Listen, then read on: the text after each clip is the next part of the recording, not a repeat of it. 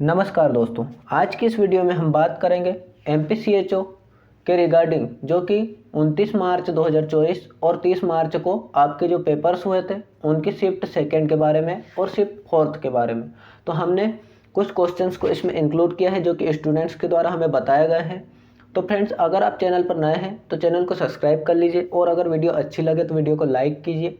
और अगर आपके पास भी कोई क्वेश्चंस है तो हमें कमेंट बॉक्स में कमेंट करके ज़रूर बताएं अपनी शिफ्ट के साथ।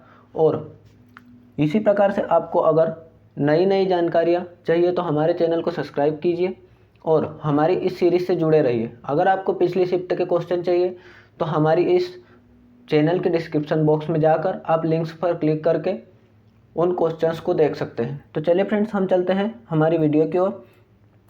फर्स्ट क्वेश्चन था, हम पहले सेकेंड शिफ्ट की बात कर लेंगे फ्रेंड्स। तो सेकेंड शिफ्ट का जो फर्स्ट क्वेश्चन सेकेंड शिफ्ट से हमें मिला है जो कि मेमोरी बेस्ड क्वेश्चंस हैं। तो इसमें क्वेश्चन था, how much calories are require for adolescents, means adolescents के लिए कितनी कैलोरीज रिक्वायर्ड होती है। फ्रेंड्स, आप अपने क्वेश्चन के अकॉर्डिंग इसे देख लीजिएगा कि क्वेश्चन एज इट इज़ ऐसे ही आया है या फिर उसकी लैंग्वेज चेंज थी।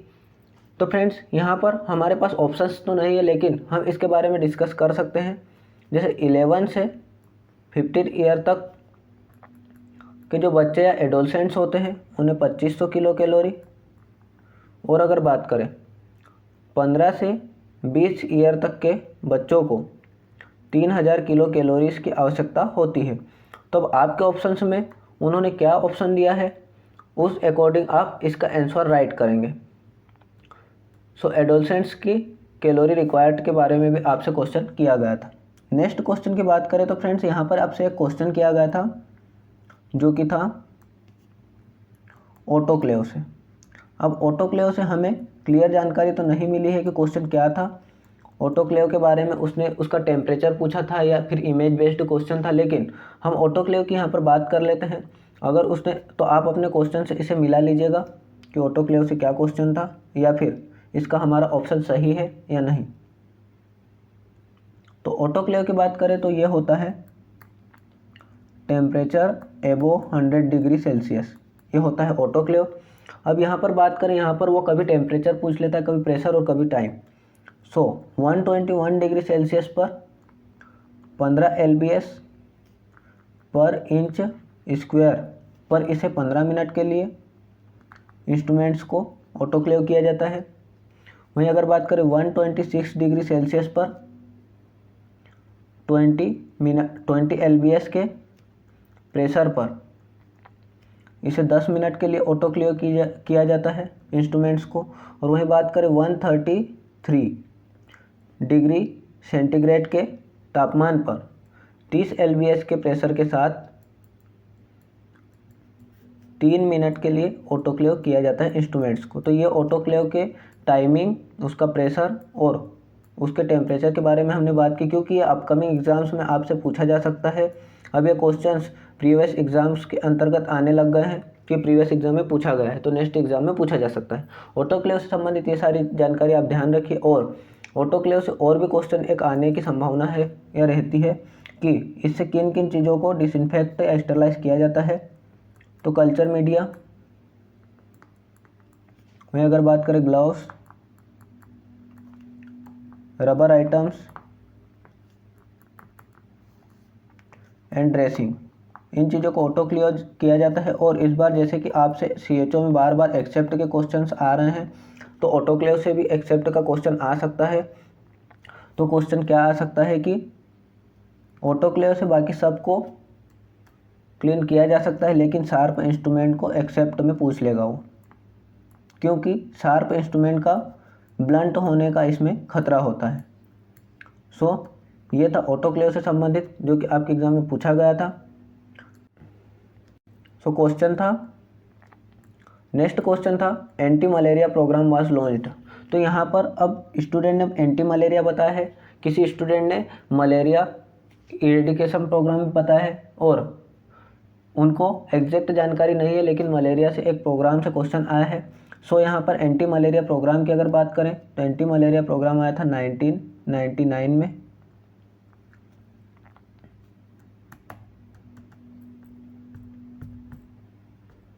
वहीं अगर बात करें national malaria programme, means malaria programme की सिर्फ बात करें तो मलेरिया प्रोग्राम 1953 में आया था।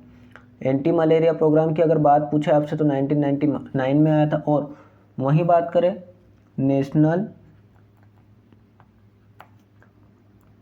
मलेरिया इरेडिकेशन प्रोग्राम, तो नेशनल मलेरिया इरेडिकेशन प्रोग्राम जो था वो आया था 1958 में। ये तीनों चीज़ें आप ध्यान रखिए। एंटी मलेरिया प्रोग्राम की बात करें 1999 में आया था, नेशनल मलेरिया कंट्रोल प्रोग्राम की बात करें तो 1953 में आया था, और नेशनल मलेरिया इरेडिकेशन प्रोग्राम की बात करें तो 1958 में आया था। ये सारी चीज़ें आप नेशनल मलेरिया कंट्रोल प्रोग्राम के संबंधित आप ध्यान रखिए, क्योंकि यहाँ से क्वेश्चन ये वाला आया था मलेरिया कंट्रोल प्रोग्राम या एंटी मलेरिया कुछ भी हो सकता है, तो आप इस क्वेश्चन को ध्यान रखिए। वहीं अगर मलेरिया कंट्रोल प्रोग्राम की अगर बात करें तो यहाँ पर इसका रीनेम कर दिया गया था मलेरिया कंट्रोल प्रोग्राम का नेशनल एंटी मलेरिया प्रोग्राम, जो कि 1999 में जैसे कि national malaria control anti malaria programme आया था, और इसे ही 2003 और 2004 में मर्ज कर दिया गया NVBDCC, इसे ही मर्ज कर दिया गया था 2003 और 4 में national vector borne disease control programme के अंतर्गत। चलते हैं नेक्स्ट क्वेश्चन की ओर। तो नेक्स्ट क्वेश्चन था हमारा ड्यूरिंग प्रेगनेंसी। नेक्स्ट क्वेश्चन था ड्यूरिंग प्रेगनेंसी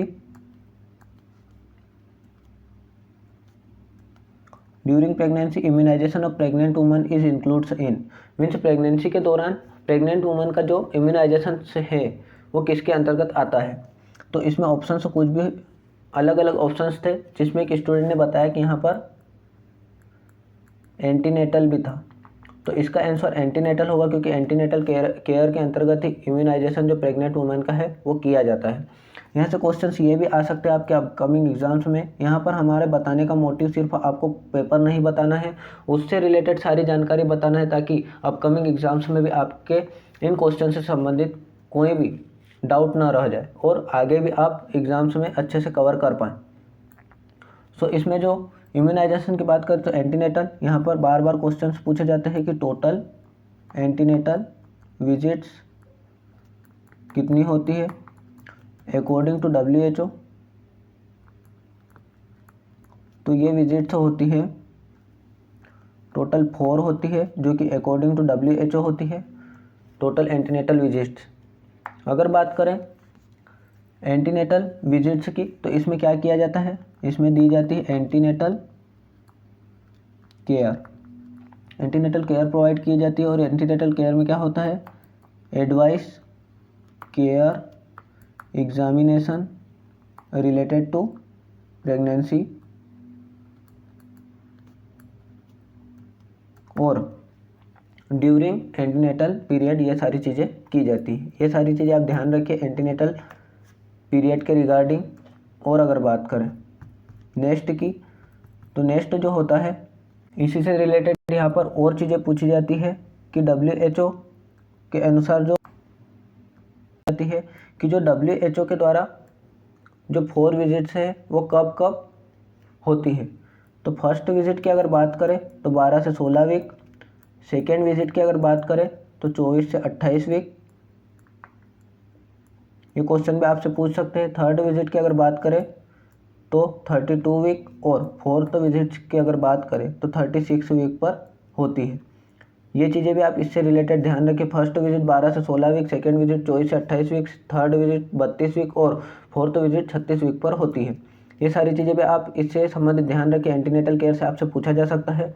और वहीं अगर एंटीनेटल की बात करें तो यहाँ पर lower economic condition, lower socio economic condition से भी आपसे क्वेश्चन कर सकते हैं कि जिसमें कितनी कंपलसरी होती है कि विजिट्स करना चाहिए ऐसी वुमेन को जो कि लोअर सोशियो इकोनॉमिक कंडीशन से आती है, तो उसे 3 विजिट करनी चाहिए, जो कि होती है 20th, 32 एंड 36 वीक पर होती है। ये सारी चीज़ें आप ध्यान रखिए, एंटीनेटल विजिट से संबंधित यहाँ से भी क्वेश्चंस आ सकते हैं। चलते हैं नेक्स्ट क्वेश्चन की ओर। तो नेक्स्ट क्वेश्चन है BCG vaccine is administered for, means BCG vaccine किस लिए दी जाती है। ये क्वेश्चन ही आपसे पूछा गया था। अब यहाँ पर यही क्वेश्चन था या BCG से संबंधित और कुछ पूछा गया था, ये तो हम जब आंसर की देखेंगे उसी में पता चलेगा। सो हम जैसे आंसर की आएगी उसकी भी आपको अपडेट देंगे। सारी आंसर की को बाय ऑप्शंस हम डिस्कस करेंगे। तो अगर आप चैनल पर नए हैं तो सब्सक्राइब कर लीजिए ताकि आपके पास वो नोटिफिकेशन भी आए आंसर की का, जिसमें हम सारा डिस्कशन करेंगे और उन वीडियोस को आप मिस ना करो। तो यहाँ पर BCG वैक्सीन दी जाती है, तो BCG वैक्सीन दी जाती है TB के लिए। और BCG वैक्सीन का फुल फॉर्म भी पूछ सकते हैं, बेसिलस कैलमेट ग्यूरिन। ये BCG वैक्सीन का फुल फॉर्म होता है, ये भी पूछा जा सकता है। BCG वैक्सीन TB के लिए दी जाती है। और यहाँ से TB से क्वेश्चन अदर शिफ्ट में भी आए हुए हैं। अब अगर TB से और क्वेश्चंस आए आपके अदर एग्जाम्स में तो आप क्या करेंगे, तो उसके लिए हम यहाँ पर इसको डिस्कस करते हैं। इंक्यूबेशन पीरियड होता है सम वीक्स टू मंथ, कुछ वीक से कुछ महीने तक इसका इंक्यूबेशन पीरियड होता है। और इसका पॉजिटिव एजेंट की अगर बात करें तो माइकोबैक्टीरियम ट्यूबरकुलाई इसका पॉजिटिव एजेंट होता है। वहीं अगर बात करें यहाँ पर लेप्रोसी से भी आपसे क्वेश्चन कर सकता है, उसका भी इसी फैमिली माइकोबैक्टीरियम फैमिली से ही पॉजिटिव एजेंट होता है, जो कि होता है माइकोबैक्टीरियम लेप्राई, जो कि लेप्रोसी का होता है। और माइकोबैक्टीरियम ट्यूबरकुलाई जो कि ट्यूबरकुलोसिस का होता है। इसके लिए BCG वैक्सीन देते हैं। और अगर बात करें इसके मोड ऑफ ट्रांसमिशन की, तो मोड ऑफ ट्रांसमिशन होता है इसका ड्रॉपलेट और रेस्पिरेटरी, स्किन और पोर्ट्स डिसीज भी इसे कहा जाता है। रेस्पिरेटरी भी होती है, स्किन की TB भी होती है। और पोर्ट्स डिसीज क्यों कहा जाता है उसकी भी हम बात कर लेते हैं। पोर्ट्स डिसीज से इसलिए कहा जाता है क्योंकि इसमें स्पाइन इंक्लूड होती है, तो स्पाइन जिस TB में इंक्लूड हो उसे पोर्ट्स डिसीज कहते हैं। वहीं इसे रॉयल्स टच और इसे ही बैरोमीटर ऑफ सोशल वेलफेयर भी कहा जाता है। ये क्वेश्चन भी आप ध्यान रखिए। बैरोमीटर ऑफ सोशल वेलफेयर किस डिसीज को कहा जाता है, किंग्स टच किस डिसीज को कहा जाता है।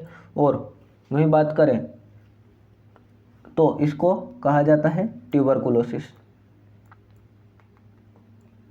किसी सिम्टम ट्यूबरकुलोसिस के आपसे डायग्नोसिस टेस्ट के बारे में भी पूछा था, तो यहाँ पर डायग्नोसिस टेस्ट के बारे में अगर बात करें तो यहाँ पर हुआ था एक्सरे चेस्ट भी होता है, स्पुटम स्मीयर, और यहाँ पर एक और होता है वो होता है मोंटॉक्स टेस्ट। ये टेस्ट भी आप ध्यान रखिए। अब स्पुटम स्मीयर की बात करें तो 2 सैंपल्स होते हैं इसमें, एक होता है इमीडिएटली और दूसरा होता है second day early morning. 2 sample लिए जाते हैं स्पुटम स्मीयर के। और वहीं बात करें इसे मोंटॉक्स टेस्ट जो करते हैं इसमें 1 ml इंट्राडर्मली दिया जाता है जो सॉल्यूशन होता है, और इसको आफ्टर 72 आवर्स चेक करते हैं, मीन्स 72 आवर्स के बाद इसे चेक किया जाता है। अब बात करते हैं नेक्स्ट क्वेश्चन की। सो फ्रेंड्स, TB से संबंधित ये सारी जानकारी आप ध्यान रखिए। नेक्स्ट क्वेश्चन की अगर बात करें तो जो नेक्स्ट क्वेश्चन होता है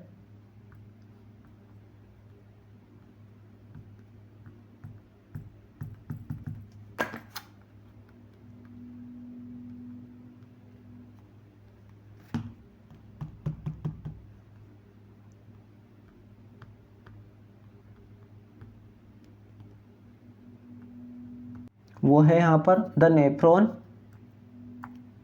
विच presents inside the cortex is known as, means जो नेफ्रॉन होता है वो कॉर्टेक्स के अंदर होता है, उसे किस नाम से जाना जाता है। अब फ्रेंड्स, इसके आंसर की अगर हम बात करें तो राइट आंसर इसका क्या रहेगा, तो जो कॉर्टेक्स के अंदर नेफ्रॉन होता है उसे बोलते हैं कॉर्टिकल नेफ्रॉन। अगर आपके ऑप्शंस में ये था तो आपको यही लगाना था।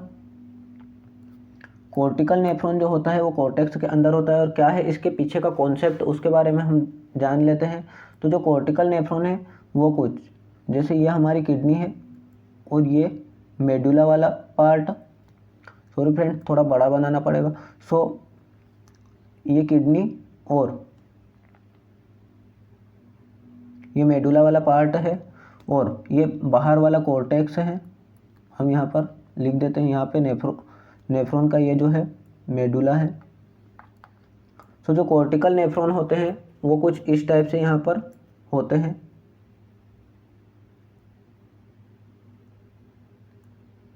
जो कि बाहर की ओर जिसका ज़्यादा से मैक्सिमम पार्ट जिसका बाहर की ओर होता है कॉर्टिकल नेफ्रॉन कहलाते हैं। मेडुलरी पार्ट में इसका लूप ऑफ हेनले जिसका Bowman's capsule placed in cortex and loop of Henle is present in the medullary part. So उसे बोलते हैं कॉर्टेक्स या फिर कॉर्टिकल नेफ्रॉन। आपसे अपकमिंग एग्जाम्स में यहाँ से क्वेश्चन आ सकता है क्योंकि अभी यहाँ पर पूछा गया है।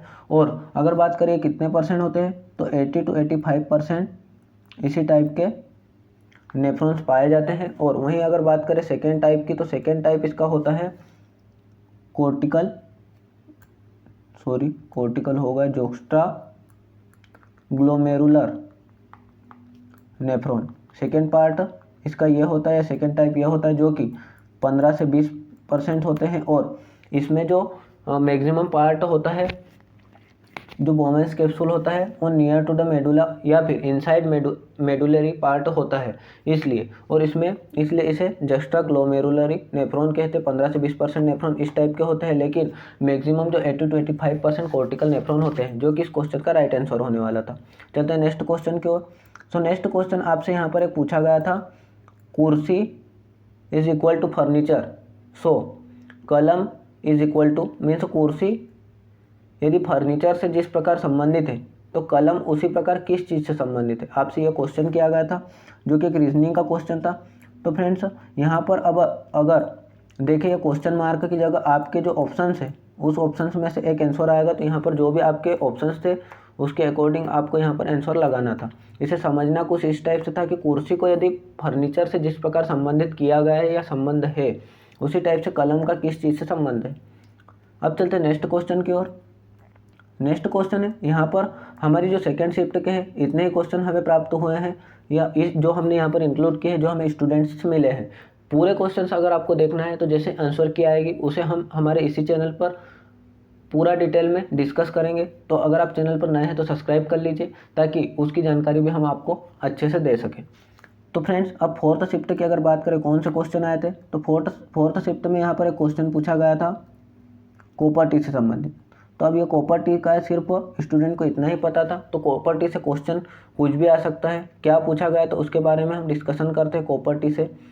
तो कॉपर टी से कुछ भी क्वेश्चन हो सकता था, तो हम इसको कॉन्सेप्ट की बात कर लेते हैं ताकि आपको कॉपर टी से आगे भी कोई क्वेश्चन आपके गलत ना जाए। सो कॉपर टी जो है उसमें 3 प्रकार के यहाँ पर क्लासिफिकेशन किए गए हैं, जिसमें होता है अर्लियर डिवाइस, सेकेंड पे होता है जो हमारा वो होता है न्यूवियर डिवाइस, और थर्ड पे जो होता है वो होता है मल्टी लोड डिवाइस। ये सारे कॉपर टी के प्रकार हैं। और इसे कॉपर टी क्यों कहा जाता है, क्योंकि इसमें जो भी चीज़ें आएगी वो सारी कॉपर से कोटेड होगी, इसलिए इसे कॉपर टी कहा जाता है, कॉपर से कोटेड होने के कारण। अब एक एक चीज़ों को हम डिटेल में डिस्कस करते हैं। सो फर्स्ट जो हमारा था वो था अर्लियर डिवाइस। अर्लियर डिवाइस में कौन कौन सी आएगी copper T. So earlier device में copper T 7 and copper T 200 आएगी। अब कॉपर टी 200 को एवरी 4 ईयर में चेंज करना रहता है। ये चीज़ आप ध्यान रखिए क्योंकि क्वेश्चन में आया था, पिछली किसी शिफ्ट में पूछा गया था, किसी एग्जाम में ये क्वेश्चन आया था कॉपर टी 380A को कितने दिनों में चेंज करना चाहिए या रिप्लेस करना चाहिए। अब यहाँ पर हम सेकेंड बात करें, जो सेकेंड था न्यूवियर डिवाइस। तो जो न्यूवियर डिवाइस है इनमें आता है copper T 220, Nova T and last बात करें 380A, कॉपर टी 380A। सो जो 380 है ये बहुत ही ज़्यादा इंपॉर्टेंट है। 380A जो कि 10 ईयर में सबसे लॉन्ग लास्टिंग होती है, 10 ईयर में इसे चेंज करना रहता है। नोवा टी की बात करें तो ये 5 ईयर में चेंज करना होता है। और कॉपर टी 220 भी न्यू ईयर डिवाइसेस में आती है।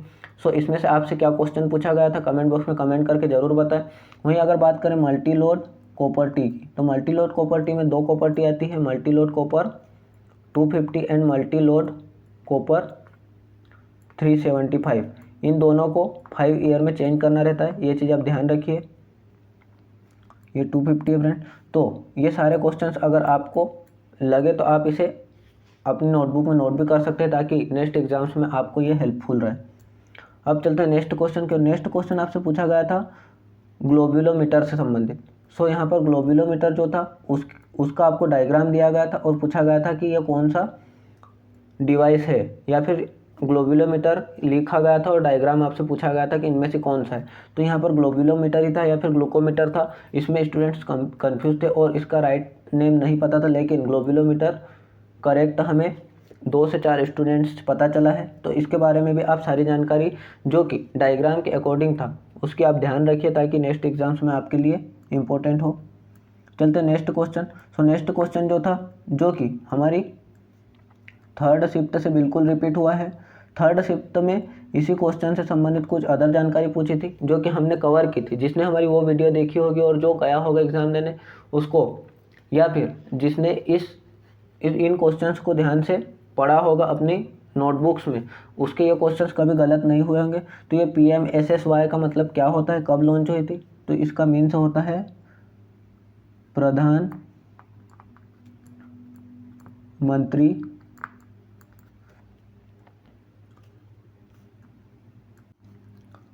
स्वास्थ्य सुरक्षा योजना। सो प्रधानमंत्री स्वास्थ्य सुरक्षा योजना यहाँ पर आपसे पूछा गया था कब लॉन्च हुई थी। तो प्रधानमंत्री स्वास्थ्य सुरक्षा योजना वाज लॉन्च्ड इन 2003 में लॉन्च हुई थी। और जो आपकी थर्ड शिफ्ट में क्वेश्चन पूछा गया था वो पूछा गया था कि इसको वित्त या फंड कौन कौन प्रदान करता है, स्टेट, सेंट्रल, और इसी टाइप से ऑप्शंस थे। तो इसे स्टेट और सेंट्रल दोनों मिलकर वित्त प्रदान करेंगे, जिसमें कि स्टेट जो है वो 25% और जो सेंट्रल है वो 75% वित्त प्रदान करेगी किसे, PM स्वास्थ्य सुरक्षा योजना को। और लॉन्च हुआ था 2003 में। सारी जानकारी आप ध्यान रखिए। इसे वित्त प्रदान करती स्टेट सेंट्रल दोनों, जिसमें स्टेट 25% और सेंट्रल 75% आपको प्रदान करती है इसमें। चलते हैं नेक्स्ट क्वेश्चन की ओर। सो नेक्स्ट क्वेश्चन, अब कुछ थर्ड शिफ्ट के भी हमें क्वेश्चंस मिले हैं जो कि स्टूडेंट्स ने हमें बाद में बताए हैं, जो कि हमने इस वीडियो में इंक्लूड किए हैं ताकि सारे जो क्वेश्चंस इंपॉर्टेंट है और एग्जाम्स में पूछे गए हैं आपको रिकॉल हो सके और आप अपनी आंसर की आने तक उनके बारे में सोच सके कि ये क्वेश्चंस हमारे राइट थे या नहीं, और ये भी इंक्लूड थे एग्जाम्स में। तो थर्ड शिफ्ट की बात करें तो थर्ड शिफ्ट में एक क्वेश्चन आया था BMI से संबंधित। अब BMI से संबंधित किस टाइप का क्वेश्चन पूछा गया था, इसमें था BMI में कि BMI से ओबेसिटी की रेंज क्या होती है, ओबेसिटी कितने से ऊपर होती है। तो यहाँ पर बात करें कि BMI जो होता है उसकी नॉर्मल रेंज भी आपसे पूछ सकते हैं। BMI की नॉर्मल रेंज 18.5 टू 24.9 होती है नॉर्मल रेंज। अब अगर बात करें यहाँ पर लेस देन 18.5 क्या होता है, तो ये होता है अंडरवेट। और अगर बात करें मोर देन 24.9 टू 29, इसे क्या कहते हैं, तो ये होगा प्री ओबेसिटी। और जो आपसे क्वेश्चन किया गया था वो किया गया था कि ओबेसिटी क्या थी, या ओबेसिटी में BMI का कितनी रेंज होती है। तो इसका जो राइट आंसर रहेगा वो रहेगा ओबेसिटी की रेंज होती है मोर देन 13 इज ओबेसिटी। सो ये आपके अगर ऑप्शन में था तो यही राइट आंसर जाने वाला है। और 13 से अगर नीचे की बात करें और 24 से ऊपर 24.9 से ऊपर की बात करें तो ये होता है प्री ओबेसिटी। और अगर नॉर्मल की बात करें तो हमने अभी डिस्कस किया 18.5 टू 24.9 इसका नॉर्मल रेंज होती है। अब आपसे यहाँ पर BMI का जो फॉर्मूला होता है वो भी पूछ सकते हैं। तो ये होता है weight in kg by height in metre square, ये भी आपसे पूछा जा सकता है। तो क्वेश्चन को ध्यान से पढ़िए और अगली बार आपसे ये भी पूछा जा सकता है, इसलिए हमने यहाँ पर इंक्लूड किया है ताकि जब भी आप इस वीडियो को देखें तो आपको यहाँ के सारे क्वेश्चन कवर हो सके। चलते हैं नेक्स्ट क्वेश्चन की ओर। नेक्स्ट क्वेश्चन है टाइफॉइड फीवर से थर्ड शिफ्ट में आया था। जो टाइफॉइड है वो टाइफॉइड किससे होता है। सो इसका पॉजिटिव एजेंट पूछ लिया गया था टाइफॉइड का, वो था साल्मोनेला टाइफी। तो टाइफाइड फीवर का जो पॉजिटिव एजेंट पूछा गया था साल्मोनेला टाइफी यहाँ पर आंसर था। और अब आपसे नेक्स्ट जो आपके एग्जाम्स है उसमें इसका इंक्यूबेशन पीरियड भी पूछा जा सकता है। इंक्यूबेशन पीरियड इसका होता है 10 से 14 दिन का। बात करें एज ग्रुप की, तो ये age group mainly any age group को कवर करता है, किसी भी एज ग्रुप में हो सकता है, कोई स्पेसिफिक एज ग्रुप इसकी नहीं दी हुई है। साल्मोनेला टाइफी इसका पॉजिटिव एजेंट होता है। वहीं अगर बात करें टाइफाइड के बारे में ओदर, तो इसका सीज़न जो होता है वो होता है rainy season. Mode of transmission से भी कभी कभी क्वेश्चन आ जाता है इसके, जो होता है फीको ओरल रूट। फीको ओरल रूट से इसके ऑर्गेनिज्म में जो साल्मोनेला टाइफी होता है वो अंदर घुस सकता है, पॉजिटिव एजेंट होता है जो कि, और इसका एक स्पेसिफिक सिम्टम होता है या फिर इसमें किस टाइप का स्टूल दिखाई देता है। तो इसकी लेटर ऑन स्टेज में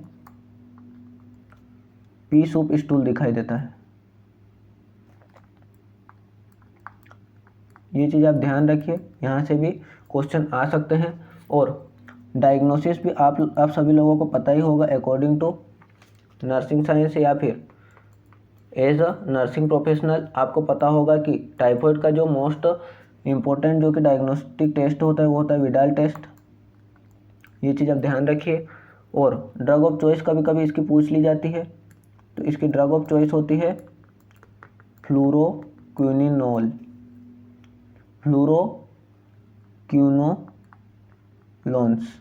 फ्लूरोक्विनोलोन्स इसकी ड्रग ऑफ चॉइस होती है। बहुत इंपॉर्टेंट क्वेश्चन है, ध्यान रखिए। चलते हैं नेक्स्ट क्वेश्चन की ओर। सबसे नेक्स्ट क्वेश्चन पूछा गया था, in which sexual transmitted diseases tumours are formed. Means किस एसटीडी या फिर सेक्सुअल ट्रांसमिटेड डिसीज में ट्यूमर्स फॉर्म होते हैं या फिर मस्से बनते हैं। तो इसके जो भी आपके ऑप्शंस थे, ऑप्शंस के अकॉर्डिंग इसका राइट आंसर जाएगा, क्योंकि यहाँ पर जो था गोनोरिया अगर हो तो गोनोरिया भी हो सकता है, और अदर भी जो सेक्सुअल ट्रांसमिटेड डिसीजेस होती है उनमें ट्यूमर्स बनने के चांसेस होते हैं। तो जो भी आपके ऑप्शंस थे, तो ऑप्शंस के अकॉर्डिंग इसका राइट आंसर जाने वाला है, जो कि यहाँ पर हम डिस्कस नहीं कर पाते बिना ऑप्शन से। जब आंसर की आएगी तभी हम उसके बारे में बता पाएंगे। चलते हैं नेक्स्ट क्वेश्चन की ओर। नेक्स्ट क्वेश्चन है डोनिंग एंड डोपिंग। डोनिंग एंड डोपिंग से क्वेश्चन आया था और उसकी प्रोसेस पूछ ली गई थी। अब यहाँ पर इमेज बेस्ड में आया था या फिर उसकी सीक्वेंस आपसे पूछ ली गई थी, ये चीज़ें आपको ध्यान रखना है, उसी टाइप से आपको आंसर लगाना था। शायद यहाँ पर आपसे उसकी सीक्वेंस लाइन बाय लाइन लिखी हुई थी और आपसे पूछा गया था कि कौन सी फर्स्ट और लास्ट में डोनिंग और डोपिंग की सीक्वेंस है। तो हम यहाँ पर बात कर लेते हैं ताकि आप अपने ऑप्शंस में मिला लीजिएगा। तो यहाँ पर फर्स्ट होता है परफॉर्म हैंड हाइजीन, और सेकेंड पे होता है पुट ऑन गाउन, थर्ड जो होता है वो होता है put on a procedure mask. ये यहाँ पर मास्क की जगह N95 मास्क या रेस्पिरेटर भी हो सकता है। वहीं अगर बात करें इसके बाद, इसके बाद आया था, फर्स्ट हमने हैंड हाइजीन पढ़ लिया, सेकेंड पे गाउन पढ़ लिया, थर्ड पर हमने पढ़ा था प्रोसीजर मास्क या फिर N95 रेस्पिरेटर। और फोर्थ की बात करें तो फोर्थ पर यहाँ पर है पुट ऑन गॉगल्स। और जो अगर लास्ट की बात करें तो लास्टली यहाँ पर होता है पुट ऑन ग्लव्स।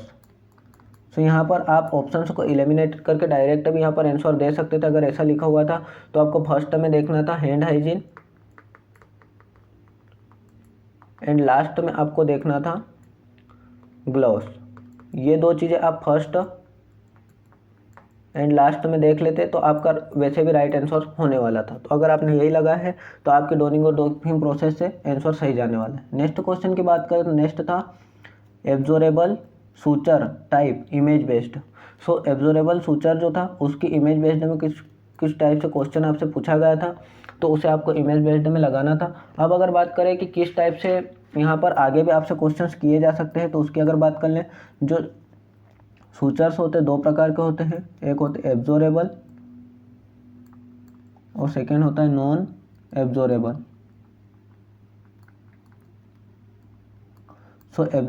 एब्जॉर्बेबल की बात करें तो एब्जॉर्बेबल में होता है जो कि डिजोल्व हो जाते हैं बाय बॉडी टिश्यू। एब्जॉर्बेबल का मतलब होता है dissolve by body tissue.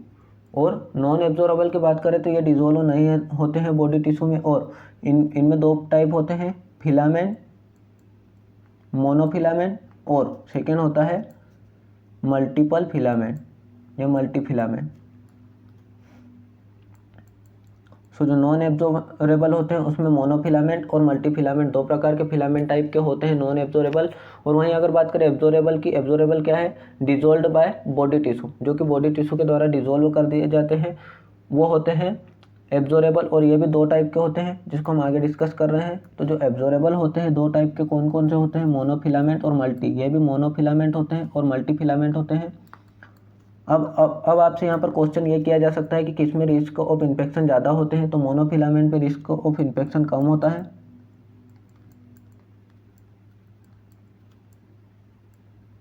Risk of infection कम होता है। मल्टी फिलामेंट में रिस्क ऑफ इन्फेक्शन मोर होता है, क्योंकि यहाँ पर ज़्यादा धागे होंगे या मोनो थ्रेड्स होंगे, यहाँ पर मल्टी थ्रेड्स होंगे जिसके बीच इन्फेक्शन की ज़्यादा चांसेस है, और यहाँ पर मोनो यानी एक थ्रेड होगा तो जिसके कारण यहाँ पर इन्फेक्शन के लेस चांसेस है। तो ये भी आप सूचर्स के बारे में ध्यान रखिए। अब चलते हैं नेक्स्ट क्वेश्चन की ओर।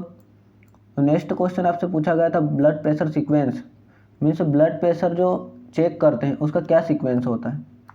ब्लड प्रेशर लेने, बीपी लेने के लिए क्या सीक्वेंस होता है। अब आपसे यहाँ पर इसका जो है लाइन बाय लाइन आपसे पूछा गया था कि पहले क्या करेंगे उसके बाद क्या करेंगे। तो यहाँ पर फर्स्ट, तो अगर आपके पास जो जो लिखा हुआ था आप इसमें से चूज़ कर लीजिएगा। सबसे पहले तो आपको पोजीशन पता होना चाहिए बीपी लेने के लिए, सीटिंग या फिर लाइंग पोजीशन देना होता है पेशेंट को, सीटिंग या लाइंग पोजीशन देना होता है। वहीं अगर बात करें बीपी में फर्स्ट क्या करते हैं, तो फर्स्ट अप्लाई बीपी कफ। वहीं अगर बात करें प्लेस कफ, कितना, 2 सेंटीमीटर एबो, किससे एबो, ब्रेकियल आर्टरी से। सो ब्रेकियल आर्टरी से 2 सेंटीमीटर एबो या ऊपर आपको कप को प्लेस करना है, और सबसे पहले कप को अप्लाई करना है, कहाँ पर करना है, 2 सेंटीमीटर एबो द ब्रेकियल आर्टरी। अब अगर बात करें इसके बाद, so keep the arm at the level of heart, level of heart पर आर्म को प्लेस करना है या हाथ को प्लेस करना है। ये चीज़ भी बहुत इंपॉर्टेंट होती है बीपी लेने में। अब इसके बाद अगर बात करें, इसके बाद होता है प्रोसीजर कैसे कैसे होता है। तो सबसे पहले होता है इन्फ्लेट कप, उसके बाद होता है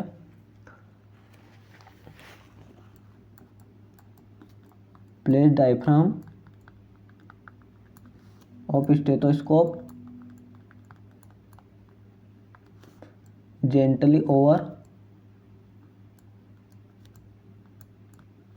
brachial artery, means brachial artery पर स्टेथोस्कोप का डायफ्राम हमको रखना है। उसके बाद आगे की अगर बात करें तो आगे का क्या होता है इस प्रोसीजर में, तो slowly deflate the cuff at 2 to 3 mm of mercury पर second, 2 to 3 mm of Hg पर सेकेंड की रेट से आपको डिफ्लेट करना है। आपको इसको क्या करना है, डिफ्लेट करना है कप को।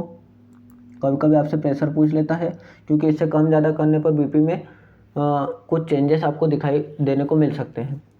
अब अगर बात करें कब तक करना है, तो ये करना, नोट कब करना है, नोट करना है इसको when Korotkoff sound hear, when Korotkoff sounds appear.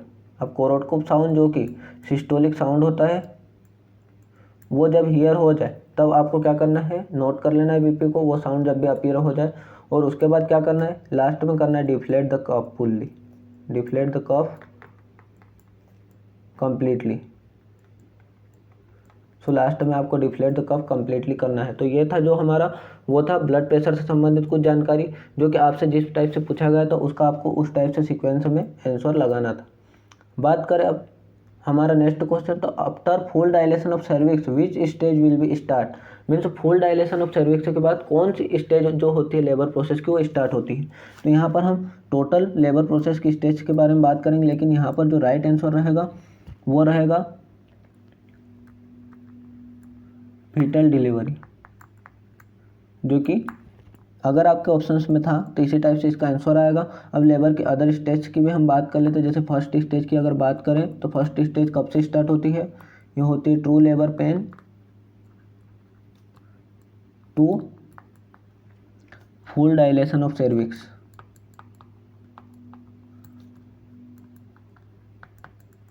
अब अगर बात करें कितने घंटे की होती है, तो सबसे लॉन्ग लास्टिंग होती है ये 10 से 12 आवर की होती है, जो कि फर्स्ट स्टेज होती है। True labour pain to full dilation of cervix, जो कि फर्स्ट स्टेज होती है। सेकेंड स्टेज की अगर बात करें तो सेकेंड स्टेज में आता है, कब से स्टार्ट होती है, full dilation of cervix to delivery of foetus.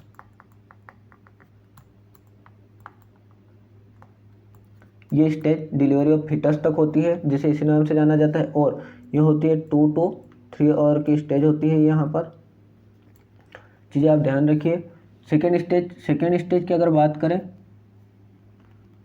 2 to 3 hours की अगर हम बात करें, ये होती है। अगर थर्ड स्टेज की अगर हम बात करें तो यहाँ पर होती है third stage delivery of foetus to delivery of placenta. ये स्टेज डिलीवरी ऑफ प्लेसेंटा तक होती है, ये चीज़ भी आप ध्यान रखें, थर्ड स्टेज, और ये चलती है 15 से 30 मिनट तक। चीज़ को नोट कर लीजिए, क्योंकि आपकी अपकमिंग एग्जाम्स में यहाँ से क्वेश्चन आ सकता है। वहीं अगर बात करें फोर्थ स्टेज की, तो जो फोर्थ स्टेज होती है वो होती है ऑब्जर्वेशनल स्टेज। तो ये कितने आवर की होती है, 1 to 4 आवर की ऑब्जर्वेशनल स्टेज होती है। फर्स्ट स्टेज की बात करें तो स्टार्ट होती है true labour pain to dilation of cervix, और second stage full dilation of cervix to foetal delivery. Third stage की बात करें फीटल डिलीवरी टू प्लेसेंटा की डिलीवरी, और फोर्थ स्टेज की बात करिए तो ऑब्जर्वेशन स्टेज होती है 1 to 4 आवर्स की होती है ये। नेक्स्ट क्वेश्चन जो आपसे पूछा गया था वो था, नेक्स्ट क्वेश्चन था कौन से डिसीज के सिम्टम्स से कोई क्वेश्चन आपसे आया था जिसमें कि वेट लॉस, वेट गेन और इस टाइप से सिम्टम्स थे। तो आपके जिस टाइप से भी वहाँ पर ऑप्शंस थे उस टाइप से आप इसके आंसर लगाएंगे। तो अगर कॉन्सेप्ट क्लियर है आपका, तो आप इसका राइट आंसर लगा पाएंगे और अभी भी सोच पाएंगे कि आपने क्या सही लगाया था। तो हम कौन सा डिसीज़ की बात करें तो इसमें क्या होता है, हाइपर एल्डोस्टेरोनिज्म। मीन्स हाइपर का मीन्स होता है ज़्यादा, और एल्डोस्टेरोन मीन्स एल्डोस्टेरोन हार्मोन होता है। तो एल्डोस्टेरोन हार्मोन का लेवल हाई होना, जिसको हाइपर एल्डोस्टेरोनिज्म या फिर कौन सा डिसीज़ कहा जाता है। अब इसमें क्या सिम्टम्स हो सकते हैं, तो आपको अगर एल्डोस्टेरोन अगर हाई है, इस डिसीज़ में एल्डोस्टेरोन हाई है, तो इसका कारण क्या हो सकता है, कारण हो सकता है इसका कॉज हो सकता है ट्यूमर इन एड्रिनल ग्लैंड, जिसके कारण जो ट्यूमर होता है उसके कारण जो कि वहाँ की सेल्स और टिश्यूज होते हैं वो ज़्यादा हाइपरट्रोफी, हाइपरप्लेजिया होता है, जिसके कारण एल्डोस्टेरोन का लेवल हाई होगा या फिर वहाँ से ज़्यादा उसका सिक्रेशन होगा। अब इसमें और क्या क्या होता है, तो अगर एल्डोस्टेरोन का वर्क होता है सोडियम और वाटर का रीअब्जॉर्प्शन करना, तो सोडियम वाटर का अगर रीअब्जॉर्प्शन करेगा तो ब्लड प्रेशर अपने आप बढ़ेगा, सोडियम भी बढ़ेगा एंड वाटर भी बढ़ेगा। ये सारी चीज़ें यहाँ पर बढ़ती हुई आपको दिखाई देगी, जो कि कौन से डिसीज़ के सिम्टम्स में आएंगे। यहाँ पर ट्रीटमेंट की अगर बात करें तो ट्रीटमेंट में स्पाइरेनोलेक्टोन देंगे, जो कि फीमेल्स को दिया जाएगा। और अगर मेल्स की बात करें तो मेल्स में दिया जाएगा इप्लेरेनोन मेल्स में दिया जाएगा, और स्पाइरेनोलेक्टोन फीमेल्स में दिया जाएगा कौन से डिसीज़ के ट्रीटमेंट के लिए। और वहीं अगर आपसे अदर जो एग्जाम्स हैं उनमें एक और क्वेश्चन किया जा सकता है, इसका कौन सा डिसीज़ का सेम अपोजिट होता है, अपोजिट कौन सा होता है, तो यहाँ पर होता है एडिसन्स डिसीज़। कौन सा डिसीज़ में क्या हो रहा है, एल्डोस्टेरोन का लेवल बढ़ रहा है, वही एडिसन्स डिसीज़ में एल्डोस्टेरोन का लेवल कम होगा। और इसमें पूरे ही अपोजिट सिम्टम्स दिखाई देंगे, जैसे कि बीपी भी कम होगा, सोडियम वाटर सभी का लेवल कम होगा, बीपी कम, सोडियम वाटर इनका सभी का लेवल कम होगा। और उसके लिए डिक्रीज्ड एल्डोस्टेरोन, जिसको कि बोला जाता है एडिसन्स डिसीज़, उसमें क्या किया जाता है, उसमें दिया जाता है हाइड्रोकोर्टिसोल, जो कि ड्रग ऑफ चॉइस या फिर ट्रीटमेंट कहा जाता है हाइड्रोकोर्टिसोल, जो कि एडिसन्स डिसीज़ के लिए दिया जाता है। और कौन सा डिसीज़ में, जिसमें कि आपका एल्डोस्टेरोन का लेवल बहुत ज़्यादा बढ़ रहा है, सोडियम, पोटेशियम और सोडियम, बीपी और H2O इनका सभी का लेवल बढ़ रहा है। तो इसमें कौन से सिम्टम्स दिखाई देंगे आपकी, जो कि आपके ऑप्शंस में क्या था उस अनुसार आप इसका राइट आंसर लगाएंगे। चलते हैं नेक्स्ट।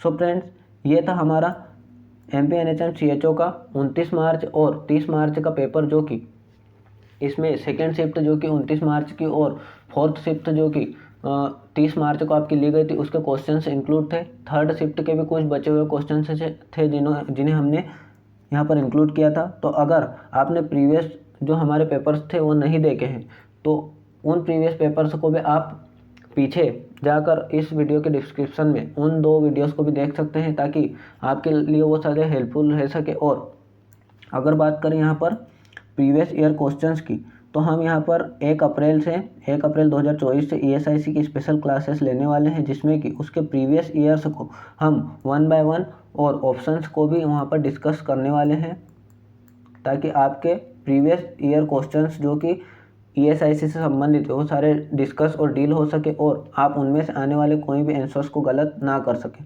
तो ऑप्शन के साथ आपको अगर उसे सॉल्यूशन चाहिए तो आप इस सीरीज़ से जुड़ जाइए, 1 अप्रैल से शुरू होने वाली है। तो फ्रेंड्स, चलिए फ्रेंड्स, हम मिलते हैं हमारे नेक्स्ट वीडियो में। तब तक के लिए धन्यवाद।